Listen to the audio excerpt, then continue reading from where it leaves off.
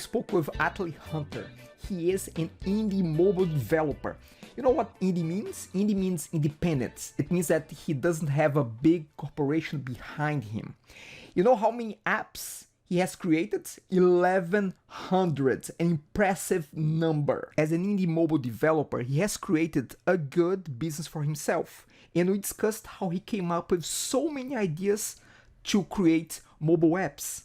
Being an indie developer these days is no longer that easy. It's no longer that simple to raise above the crowds.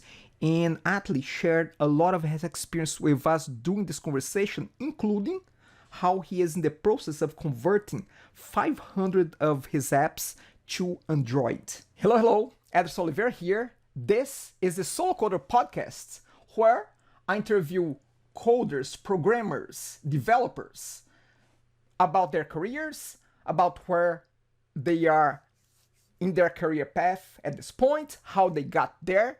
And today I have with me Atley Hunter. Atley, welcome. Hi, how you doing?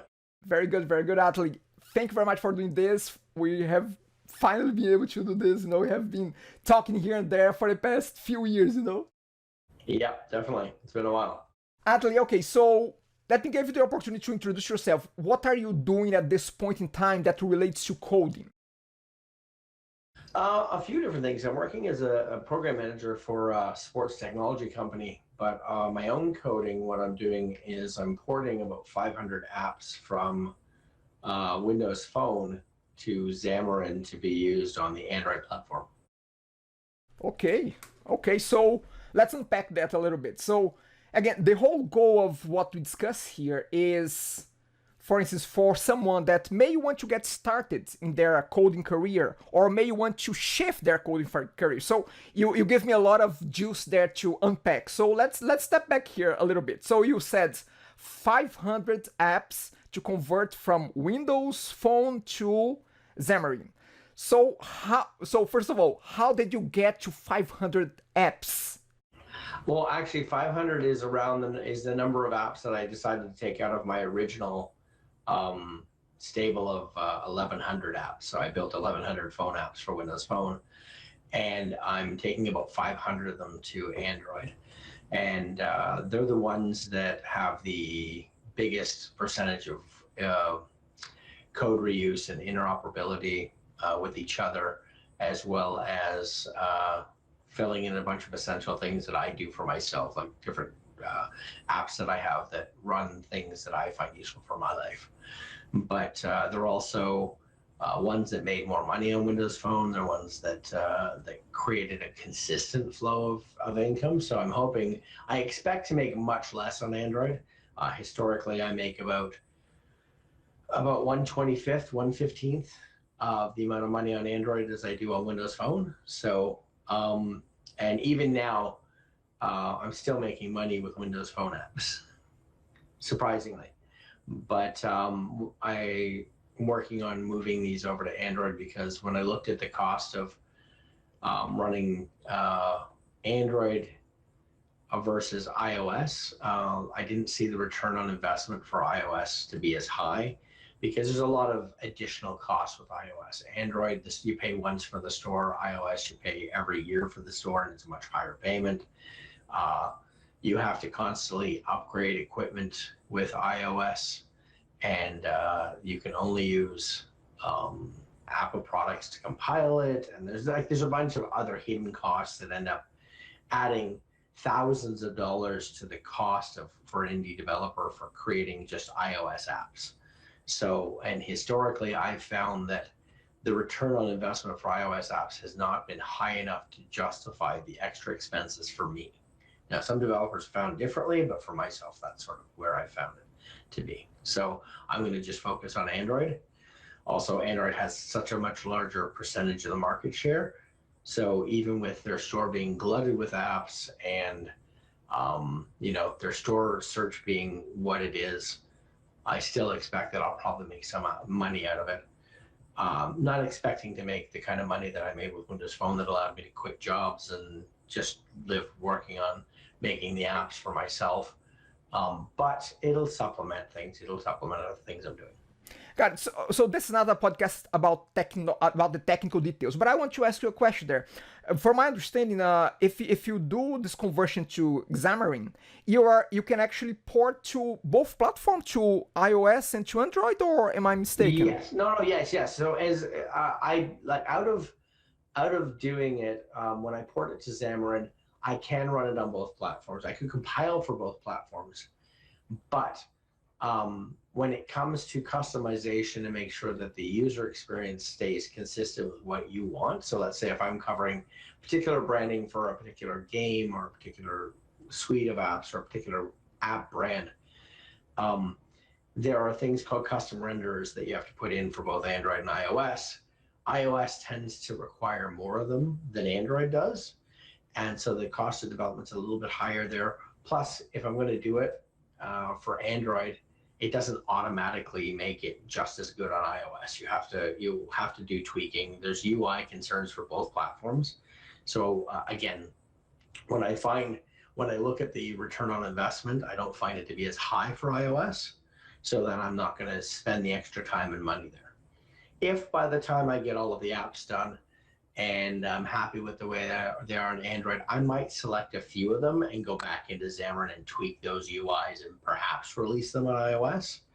But that will probably end up being mostly games where I'll have requests from users on Android to play with their friends on iOS. So, and that would probably be more where I would focus that kind of an effort, but it will end up being after I get the apps out to Android. Got it. Okay, okay. Thanks for that. So again, I want to unpack a little bit further the fact that you mentioned 1100 apps for Windows. So tell me the origin story of that suite of if I can say so, that suite of apps there. Tell me how you got to that point. Well, I originally started off with writing apps for Windows Phone when the platform first started. So when I started, I worked on little small apps that did different cool things with the individual technology. Something that did something cool with the camera, something that did something great with location sensor, and then I built probably the first 30 or 40 apps that way. Then I started what I call my app sickness, where I started seeing everything I was doing as how it could relate to using the devices with me to better the experience through technology. So I saw almost everything in my life in relationship to an app. So I started a spreadsheet, which ended up coming out with over 12,000 different app ideas. And what I would do is I would separate them. I would have columns for each of the technologies they use, whether they need the camera, the location sensor, whether they needed to have access to files, whether they needed access to OneDrive, cloud storage, whatever. And I would mark off all these things and then a description of the app for its custom, like what it actually did. And then I would wake up in the morning and say, well, today I want to work on, I heard a great talk on OneDrive connectivity last week. I want to sort of touch on that and see how that works. So I would go into my spreadsheet and I would sort of filter on the one thing for OneDrive, and it would pull up all the apps, and I might have 600, 400 of them, whatever, that needed OneDrive. And I would look at some of them that looked most interesting to me out of the list and look and see what they needed. And then I would try and build the tools to manage as much of the needs of all of those apps as I could. And I built this huge shared library. So I have this massive set of shared libraries that do all sorts of different things. And I'm working on porting that shared library over. Once I port that shared library over, that will probably be about 70% of my work for moving all 500 apps over to Xamarin all at once. So then what I have to do is I have to go through each app and customize the UI and test it and build it and rebrand certain things and come up with new, obviously it's not tiles, I have to come up with icons, I have to come up with the graphic items, and then I will probably do what I do with Windows, where I would have development period or deploy periods where I would set up and deploy 30 or 40 or 50 or 60 apps all at once. So I just literally start cranking out the apps. Now, I'm not is familiar with the Android store model, so I've got to get into that and see if they have some of the scripting and the other things that were done with Microsoft that would allow me to actually create deployed scripts and just push things right to the store, which was incredibly useful, incredibly helpful, and saved me a ton of time.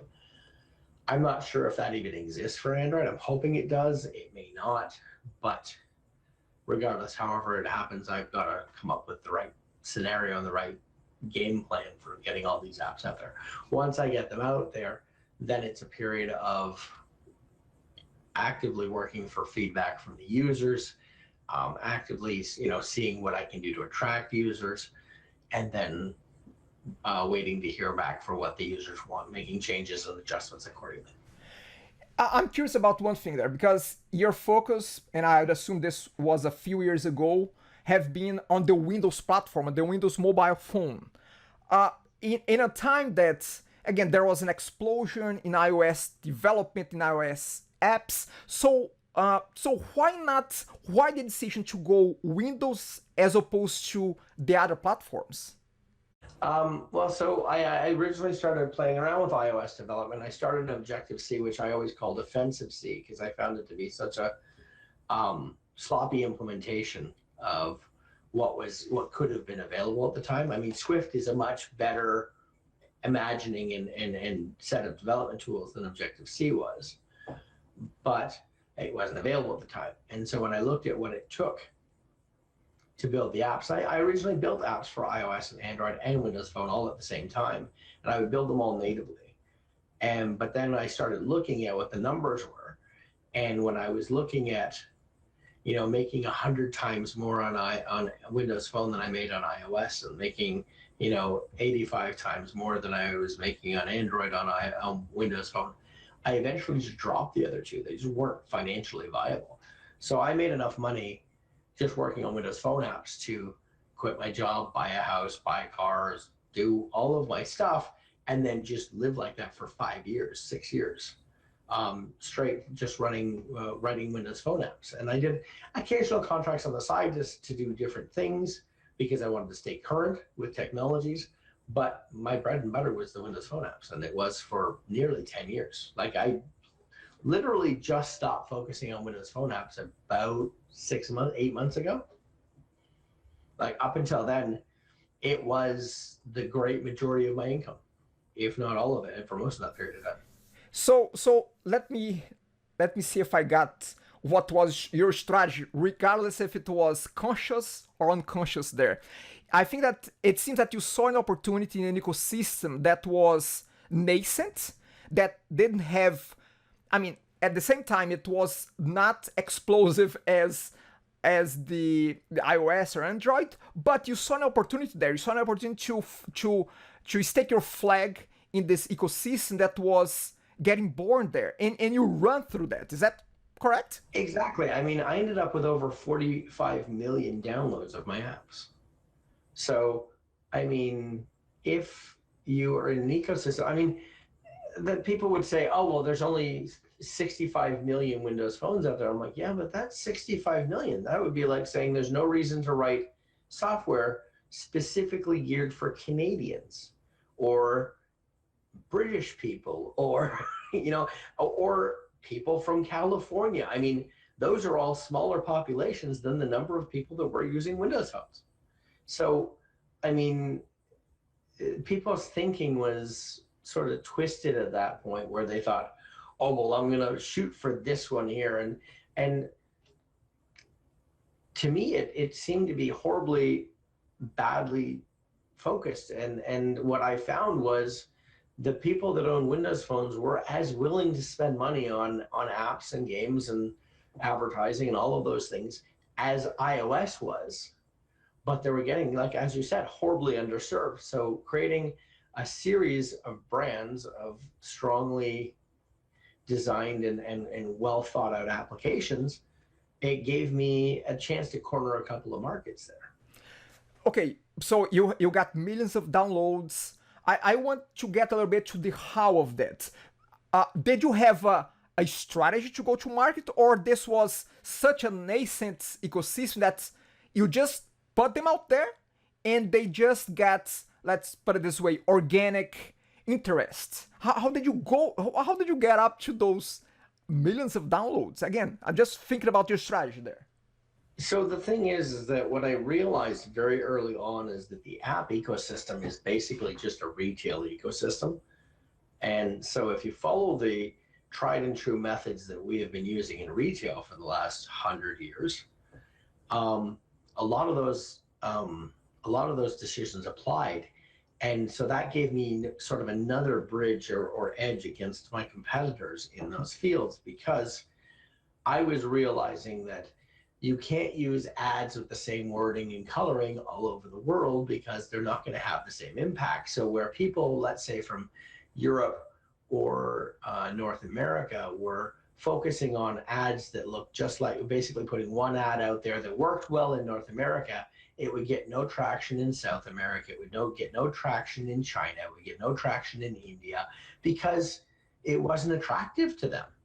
So what I looked at was I looked at popular brands that were worldwide brands, and I looked at how they advertised in the different markets. So for example, if you look at Coca-Cola ads in China, they're drastically different than Coca-Cola ads in North America. They use different colors, they use different impact, they use different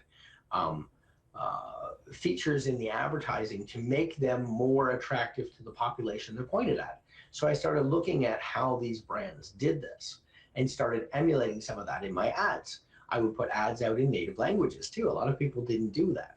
So you put ads out in native languages, you put them out using, like, I mean, in India and China, certain colors are fantastic, other colors are horrible for ads. So you follow the rules of what the people are looking for, and it gave me a lot better click-through ratio. And it gave me also an awful lot better chance to have people adopt the apps themselves. And I also didn't have single monetization strategy for a single app. It would have a monetization strategy that matched the area that was in. So let's say in India, earlier on, they were one of the first ones to adopt a subscription-based monetization strategy that is now very common throughout the rest of the world. But it was very, very popular there because they were one of the first countries where you could just purchase something, it would show up on your phone bill as part of your phone bill, basically, right? And so what it allowed me to do was to look at, okay, well, I'm not going to make the same kind of money in India as I'm making in North America, even though it's a much bigger market, because I'm not giving them the way to pay for what they're looking for, or the way to monetize it, to give me money that they're looking for. And a big part of that came from listening to the users. So I actively, right from the very beginning, well, actually, so the big switch for me from being someone who worked a 9-to-5 job and then occasionally wrote apps in the evenings and weekends like a madman, to just quitting the job and going and just working from home and writing apps and doing what I want to do. The big difference was when I realized if I actively sought out information and participation from my users, that it was a huge advantage and a huge use for me to be able to give them the experience they want. Because it doesn't matter how good of a developer I am, technically, how good of a designer I think I am, or how good of an idea I think I have. What I found is that by actively reaching out to the users and finding out what they were looking for, I completely changed the direction of how some apps worked. I wrote an app that started off as an app to do funny things with words, but I found out that the users are using it a particular way, and it became a communication tool. You look at how they're using it, it's called paving the cow path, right? And if you are able to do that, monitor things through heuristics, through reaching out to the users, through finding out how they work. For example, I had one app that users would use for a couple of days and then never use it again. My drop-off rate was 92% or something ridiculous like that. And so I put in heuristics to track how they were using it. And I found that users would get to one page, they click on a button, then they push the back button, then they click on the button beside it, and then they move on. And they do that 2 or 3 times, and then they never use the app again. And it turns out that I had the buttons in the wrong position. I literally, all I did was move the one on the right to the left and the one on the left to the right. And my click-through ratio dropped to about 21%. Or my drop-off rate just plummeted, and people started using the app again. The app actually made money. from that one thing, And the thing is, it also showed me how fickle the market can be. There are so many other options out there that if you're not paying attention and watching how people are using your apps and how they want to use their app, because you can infer an awful lot from the way people use things. The tracking of when people go back to a page and then go out somewhere else is incredibly important, because if you follow the workflow of how the users are doing that and seeing patterns in that, you can see, wow, I would use this totally different than the way 90% of the market had. I even had some apps where they gave you a choice. Do you want this button to do this or this button to do this? Or, hey, which buttons do you want on the bottom? I gave them choices like that. And on the more of these possibilities for them to have the say in how apps were designed and built, and also how they used them once they got them, the more popular and the more money I started to make. And so there were a number of things that I was able to do to, and I have 26 marketplace accounts. So what I did was I would test a theory in one account and then test it in another one, and they would not be connected to each other, so I could get some understanding if it is the thing that's working or the marketplace, like whether it was that brand that it worked for or whether it was a thing that just worked. And so I started going through and testing all of these different theories, and it became sort of a game to me that also became like an obsession, which as I got more and more information, it became so much easier to write and build apps, because with the huge code reuse that I was having, and the things that I learned from users, and the fact that, it was perfectly all right to get an MVP out there and then fight for, reach out for feedback. I had one app that I released that basically let you put 2 pieces of information in and had a huge button on the bottom of the screen that said, how would you like to see the information? And then prompted people to reach out to me, and they could give me feedback. And so I ended up designing the way the app portrayed the information they were recording based on user feedback. And I ended up coming with 3 different views that you could use, and you could choose which view you wanted. And then it went from there, and that app ended up being ridiculously successful. Atley, I have so many follow-up questions here that we will not have enough time. But let me see if I can focus here. So give me your kind of a thought process or your process there to come up with those app ideas. How did you come up with that many app ideas? You must have a process there in place. It's hard to describe. The more I started building apps, the more I saw, the reason for there to be an app to do a certain thing. I would be doing something and I go, oh, I really wish I had this piece of information at my hand right now, because it'd be really important. Well, I've got this device here. Why can't I get that information here? Or like, for example, I wrote an app and a bunch of IoT stuff. Anyways, that I could, when I left the airport, I could tell my house to run a bath, and then it would gauge how fast I was getting to my house, so the bath would be the right temperature when I got there. Because I originally started it with, I'd be able to just start a bath and it would get to a certain level and it would stop, and that was fine. But then I get caught in traffic, I get home, the bath was cold, I'd have to empty it, waste power and water and everything else, fill it back up. So, and I didn't want to wake my wife up, because I come home from a flight at like 3 or 4 o'clock in the morning. So I ended up writing, and that's sort of the way it worked for me, is every time I had a problem that I didn't want to bother someone for something, or I wanted a piece of information somewhere, I wanted to be able to do a certain thing, I would just come up with a technological solution for it. And the fact that we have these devices in our hands that are ridiculously powerful compared to, what was available 15 years ago in computing at all, it just seemed ridiculous that I wasn't doing more with it. So I just keep piling up ideas. Got it. So I would say that your strategy there is to be mindful and aware of opportunities that you saw that, hey, I could do this better, faster, easier if I use, my mobile device. That's an idea, and that's an idea, and you kept collecting that. Yeah. What it basically came down to is I was really lazy and wanted my phone to do everything. I can see that. That's the lazy program, the lazy coder strategy. More things. That's good. That's good. Okay, next one here. So still tied close to, of course, mobile development. You mentioned briefly that you had monetization strategies there, and I can only imagine how many different ones you have there. Can you think about the, I would say, the top three strategies that you put in place to monetize your apps? Well, so this is the other thing is that people always ask me for these holy grail questions like, how do you make money on an app? And I'm like, do you have a week? Because it's not a 2 minute conversation.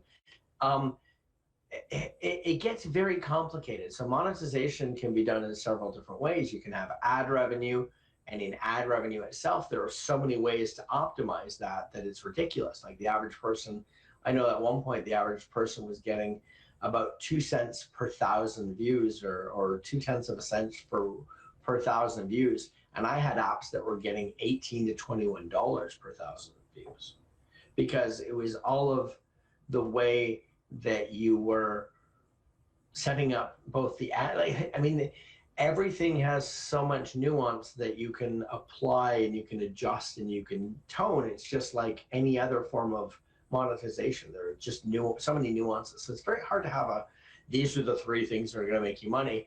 The most common ones are still ad revenue and subscription services and in-app purchases, things where you offer them features and functionality that is, add on to the very basic MVP product. So you put out an MVP product and you say, here's all the different things. And one of the things that I found that worked really well was I put out the MVP product and then I would ask the users what they wanted. And then I would build the most popular ones, because those are the things that were most likely to have people pay for it. And I would even ask them, well, is this worth 99 cents or is this worth $1.50? Is this worth, like, I would let them actually set the prices and whether they would pay for these things. So they would say, oh, well, I wouldn't pay that feature, but I would pay like X amount for all of the features. And I would say, okay, great. So that I let users help me. Again, it came down to the more you talk to the people that are using the software, the more likely you're going to build software they're going to use. And it's the same thing. If you talk to them about how you have to make money on this stuff, or how you could make money on this, excuse me, they will quite often be more than happy to tell. Everybody's happy to tell someone else how to do their job. I mean, it's part of human nature. We all think that we've got the right idea in the back of our mind on how someone else should be doing the thing that they're doing right in front of them. Whether it's someone making the coffee for us, preparing our food, building our house, writing our software, we all have our own ideas. And the more that you are willing to ingest the ideas of other people, the more voices that you listen to, the more finished your product will be, the more honed, the more capable. And the same thing with your monetization strategy. If you come up with, and like I said, it doesn't work the same everywhere. What subscription service might work very well in one part of the world, but not work well in another. I even have different monetization and advertising strategies for different parts of the world for different seasons, because it even comes into play in seasonality. Where, so for example, if you're thinking fitness apps are still doing okay now because it's still part of the season where people still are showing their bodies and care about their fitness as much as everything else. But we're coming into the slower months in North America where people are like, no, I just want to have Christmas food. I don't want to worry about spin class and this and that and all of these different things. So you'll see usage in some of these apps and some of these different solutions sort of wane. But then in the southern part of the world, they're heading into summer. So I mean, if you start, and I started looking at that, as I said, oh, well, if I just focus all of my advertising on this app now, and I do it worldwide, how come it makes me no money in this part of the world, or I don't make any money here? It's because I was wasting money advertising it in a part of the world no one was going to use it in at that time, but not spending any money in that part of the world at a time when they would be using it. So, I mean, it's the same thing with monetization. Certain things will monetize differently in their peak season than in their off season. It's the same way that you can buy t-shirts in the mall in the middle of December, but they're going to be priced differently, and they're going to be like buy 3, get 1 free, or, there's going to be different ways to monetize them and different ways to strategize them. To make sure that you get an effective continuous source of income. And it really turned out to me that my solution for coming up with an app revenue model was that it's much easier to have 200 apps that make $100 a month than to have one app that makes $200,000 a month, right? Or $20,000 a month. So by doing that, I was able, it's also great that if you have a large stable of apps, some will come into popularity and they'll go out. So you end up having a more consistent stream of revenue. So again, it really does follow the traditional retail models when you look at that, is that diversification of your stock, proper monetization, proper focus on advertising, being able to flex with the both societal, cultural, and geographical norms, as well as listening to the users and making sure that the users feel like they're part of the solution. Some of the best feedback I got from people was people that sent me angry emails who absolutely hated me at the start of the email, and quite a few of them to this day are still friends. Like, we actively talk on Skype and we actively reach out to each other, and I get emails from other ones every once in a while. I got an email from a user a little while ago that I hadn't talked to or hadn't seen probably in a year. He's just like, hey, just checking in and see what you're doing. I have this kind of phone. Do you have anything for me? It's an interesting part of the sort of the community that you end up building up with your user base. It's just like having a popular store in your neighborhood. You end up building a rapport and sort of knowing your customer base. Again, it seems that being prolific app developer is one of your key strategies there. Now, you mentioned a few times already, Atleys, the fact that you use ads, you use advertising. What kind of advertising are we talking about when it comes to apps? I mean, are we talking about pay-per-click? What kind of advertising are those? Again, it ends up being not a single. That's the funny thing, is that there's so many nuances in all of this.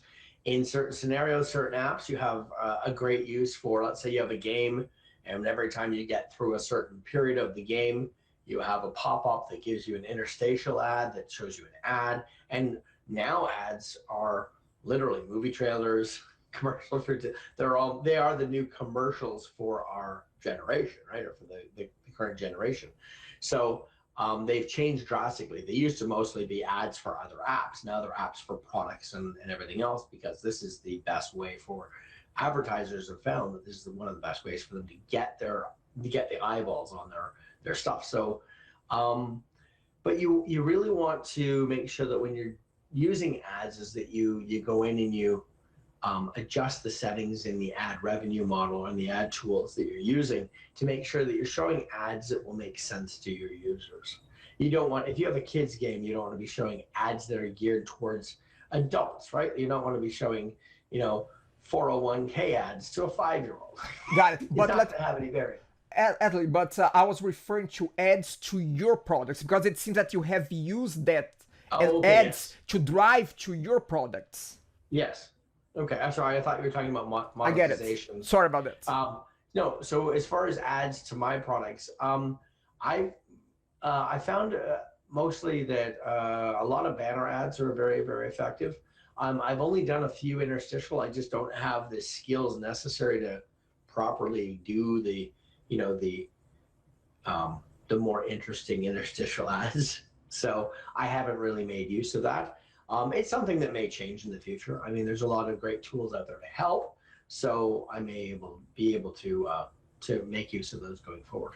Got it. So let's talk about your transition, because I think that we caught you in a way in a transition period. What seems to me a transition period of your career there. You are transitioning, the set of apps to a new platform.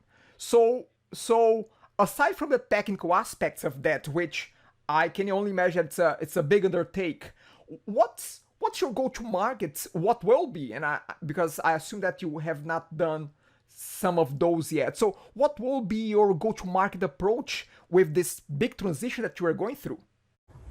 Well, so in order to get, like, I'm working on the technical aspects of getting the apps ready to run on the platform. Once I get that ready, then I start looking at what my deployment strategies are. And in order to set my deployment strategies, I'm going to have to finish off integrating the monetization strategies that are available for the Android system into my apps.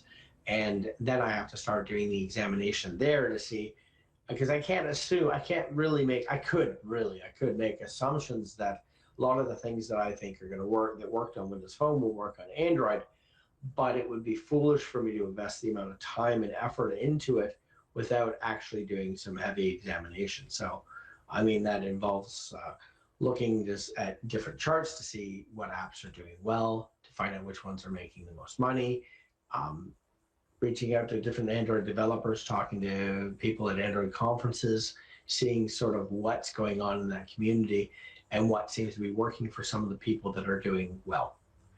And sort of coupling that and looking at how that relates to the things that I found in Windows Phone, and see how many things sort of mesh and see sort of where the differences lie. So I can see sort of, okay, well, if this thing is completely opposite there, then I can make other assumptions of other things. And then I can start with those assumptions. And then at that point, when I go to market with that information, those assumptions, I can then start to adjust and tweak. One of the things that most people don't realize is it doesn't matter how you get your app into the market or what you do when you get your app into the market. If you could get your app into the market with the perfect monetization strategy, the perfect advertising strategy, and it could work fantastically well, and this is where most developers make their biggest mistake. They just leave it there. And they don't continue to adjust it. They don't continue to watch trends. They don't continue to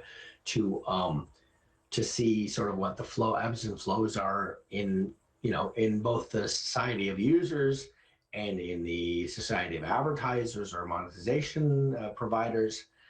And what'll happen is they'll wonder why, well, my app used to make like $1,000 a month and now it's only making like $55 a week. What's going on? Well, what's going on is things have changed and you didn't keep up. And in retail, those changes can happen very, very quickly, but they're always happening. Like there's always changes happening. If you look at how you're spending money on your own apps on your phone, if you look at how apps are asking you for money in different ways, do you want to subscribe to this? Or, I mean, you're seeing games now where they're saying, okay, well, you'll get rid of the ads, but it's X dollars a month now, instead of, it used to be, here's $1, get rid of all the ads. So what's happened is the marketplace has switched because people have had free apps or next to free apps for an awful long time. And it costs a lot of money to keep these apps up and to maintain them and to work on them and to develop them and to fine tune the UI and to give the user experience that everybody's come to recognize and expect.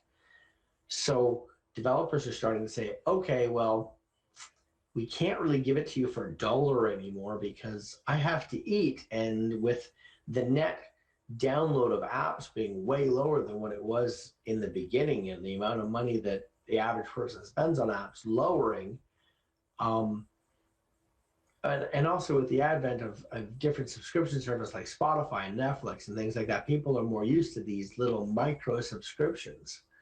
So as these opportunities present themselves and as expectations change, developers are looking at it going, well, we have to make money and these are the ways to do it. So as these trends shift and change, what happens, you have ebbs and flows.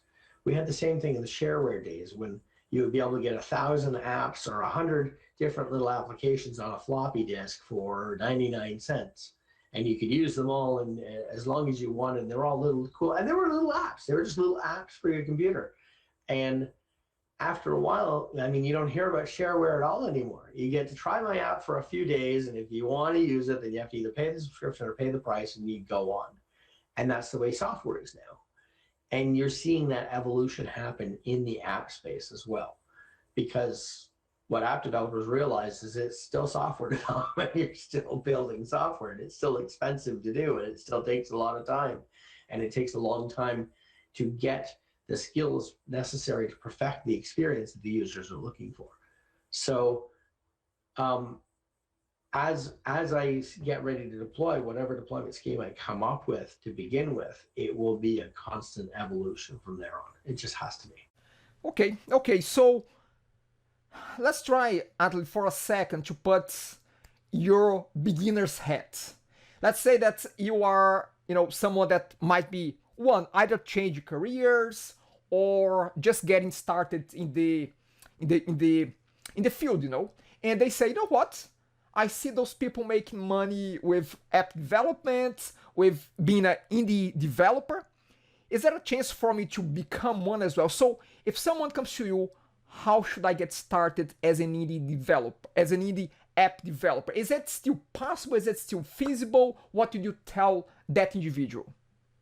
Um, so I spent a lot of years telling people, hey, there's a lot of money here, come get some. And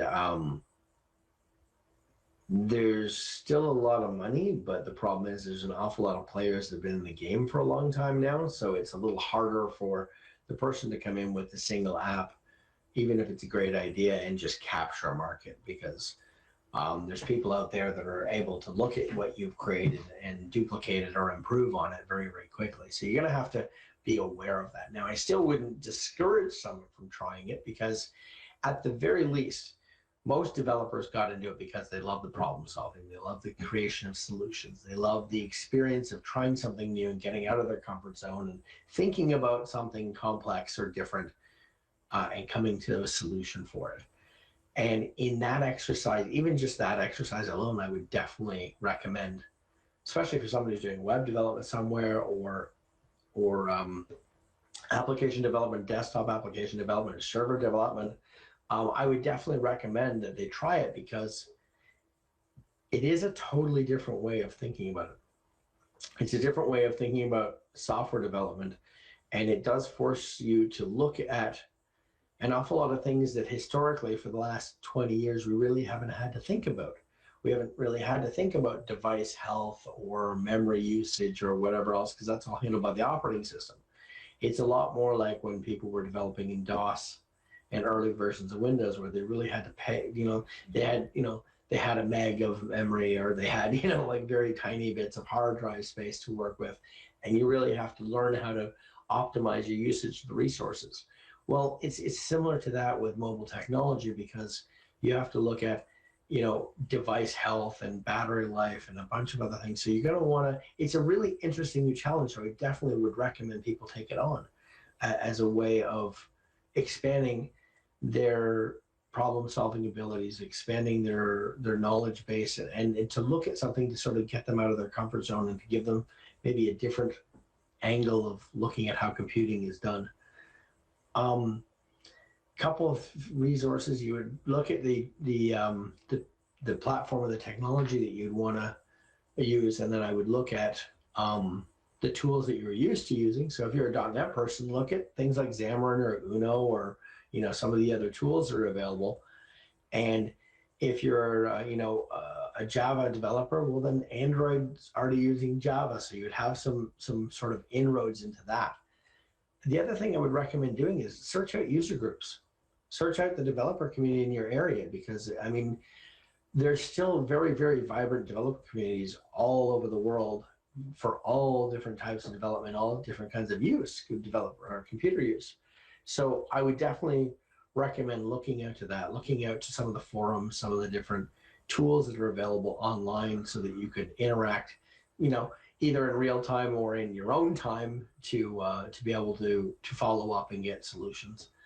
And there are a myriad of different ways to pick this information up. There's lots of, for every platform, there's lots of free online courses that would be enough to get you the ability to say, I'm not going to spend any money, but I do want to see sort of what this is and how this works. And you can get sort of to your first steps of, getting your Hello World apps done, getting, some of your more complicated solutions sort of underway and get going. And then as you look at developing further, you're going to meet people throughout that journey that will give you information, and there's different podcasts and different other things that you can look at that will give you the opportunities that you need to sort of advance and further your knowledge. It's the exact same way that I did it. Awesome, I like that. I like very much the user group route there. You can pick a lot of can get to know a lot of smart people that have done what you are trying to do, and pick their brains. I really like that. And it's not even that you'll meet a lot of people that have done what you've done. They will know people that are, or they'll be able to point you in the right direction. Hey, I've heard of this resource, or I've heard of this person, or hey, have you heard this podcast? There's so many resources out there. It's really hard to properly search them all. So the opportunity to talk to people that are also, I mean, you go to a user group, there's other people that have given up their time to go in and talk and listen to and associate with. One of the most important things about user groups are the interactions and the relationships that you build with the people that are there, because you find out fantastic things, right? So, yeah, I can't recommend user groups enough. Got okay. So we're coming to a segment here, Athley, that I call it the fireside chat. Those are supposed to be, and I think that I'm still horning my those questions here, but they are supposed to be quick, quick questions, quick answers here. Some of those will be hard for you because of the nature of what you have been doing, but try your best to give some perspective there, whatever it is. But let's start with money, with salary there, with revenue.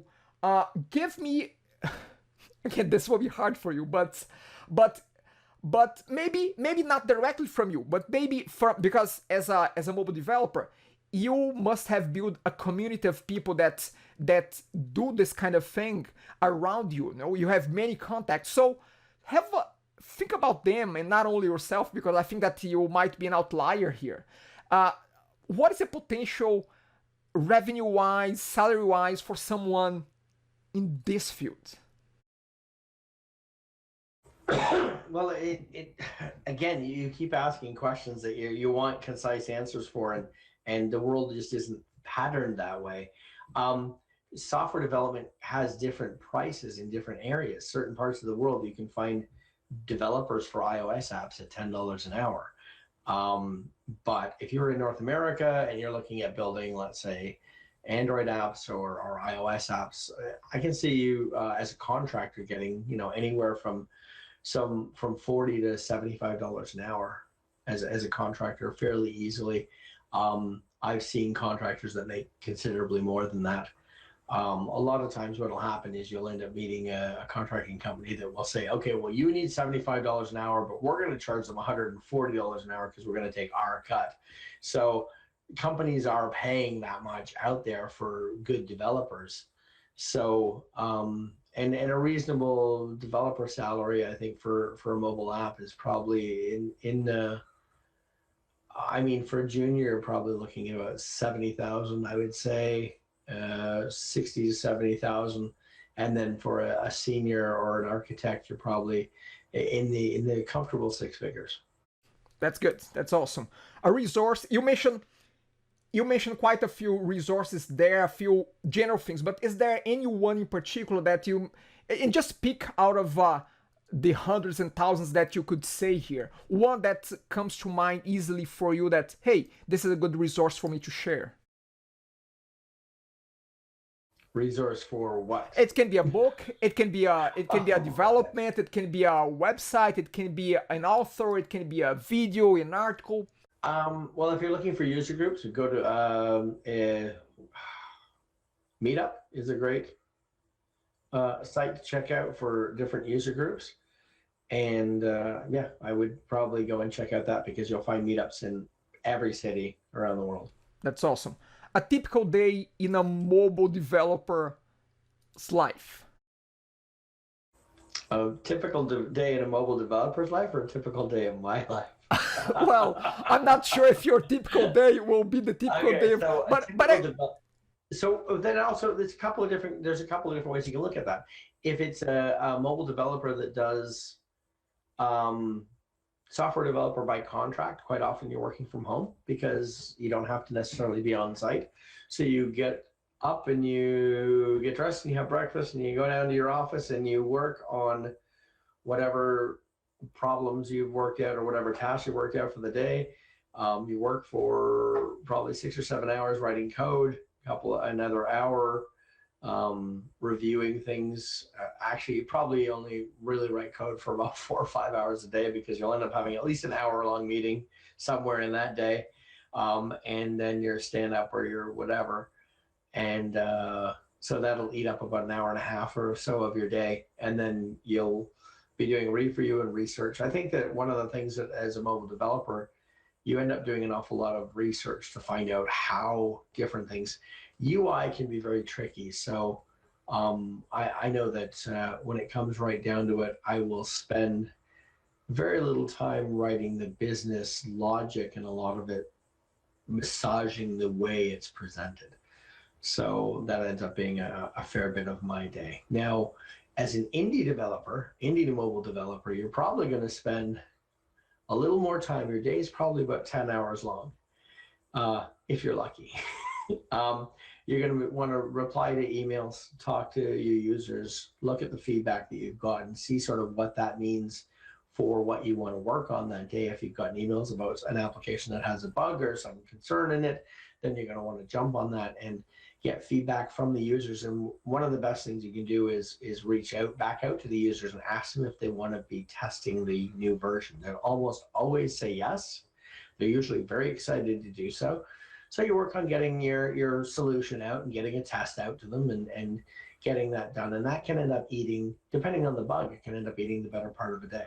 But the value that it creates is it creates a stronger bond with your user base, and it also shows that you're one of those developers that's keeping on top of the issues. If you don't have any bugs, you don't have any issues, then you get to work on new stuff, which is fantastic. And then your day sort of turns into more like the normal mobile developers day. And yeah, I mean, without the extra meetings and everything, because you're working for yourself, so you'll spend a little bit more time reviewing what other apps are out there, and also looking at what's going on with the UI that you're trying to present, what other people are doing in order to create that UI. And it ends up being a lot more discovery and exploration, I find, when I'm working for stuff for myself, than I find that I'm working with other people, because usually other people are telling you this is the UI, this is the display, this is the way it's going, and you just have to make sure that those things come out the way they want them. When you're creating your own UI, you're experimenting and sort of feeling how it works. Anything you do differently in your mobile development career if you were starting out all over again? Hmm.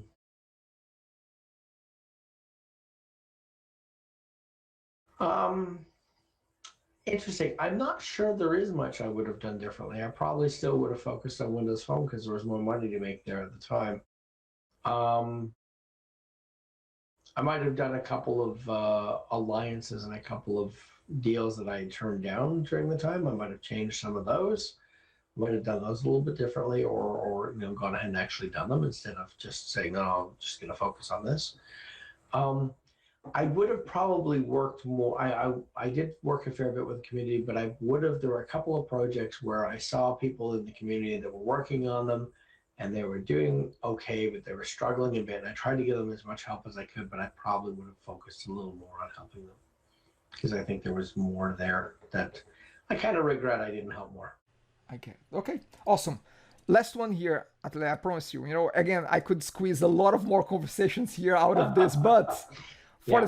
for the sake of time, again, whoever comes to this point of the podcast, he or she is already a hero of mine. Anyway, a key takeaway. I mean, we mentioned quite a lot of things here. You spoke a lot of different aspects here. If there's one aspect, one thing that people could take away from this conversation, what would you like that to be? For developers? For yeah, so again, the audience here is either someone starting their career or someone thinking about changing their careers, someone trying to boost their career, trying to enhance their coding career. So again, what is one thing that they could take away from this conversation? Okay, so I think that the most important thing that I could really impart on someone would be to not be a narcissistic developer. Don't be a developer that thinks you know everything about everything. Um, the users will know more about the way they want to use the software than you will ever figure out on your own. The more you listen to the conversations of other, the more people you include in the conversation, the better off you will be. The more inclusive you are in trying to understand how and why people do things the way they do with the software, the more likely you are to create effective and sought after tools.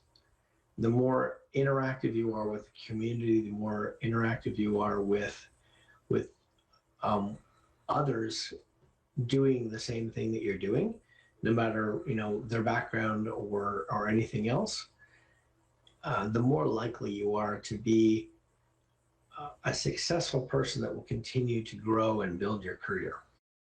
Okay, that's awesome. I mean, that talks a lot towards empathy. You know, you have to be connected to who you are doing this for. You know, great, love that. Actually, if someone, if anyone wants to reach out, what would be the best way to get a hold of you? Maybe in social, maybe on a site. I mean, what do you want to leave as your contact point? You know, if you want to. Well, yeah, you can reach me on Twitter at Atley Hunter. I'm also on Instagram, and I have atleyhunter.com. You can reach out there as well. Awesome, awesome. Actually, again, thank you so much for doing this. I'm hoping that once you do your move, once you have your move, maybe a few months down the road, we can talk again and we can see where you are in this transition of your journey, of your career, of your app set, you know. Yeah, it's actually interesting.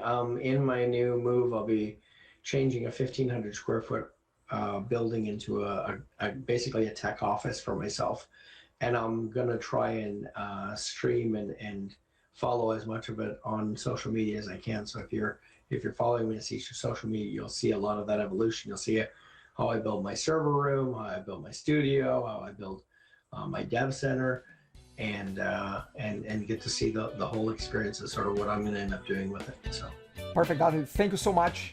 Thank you, thank you. Have a good one. Bye.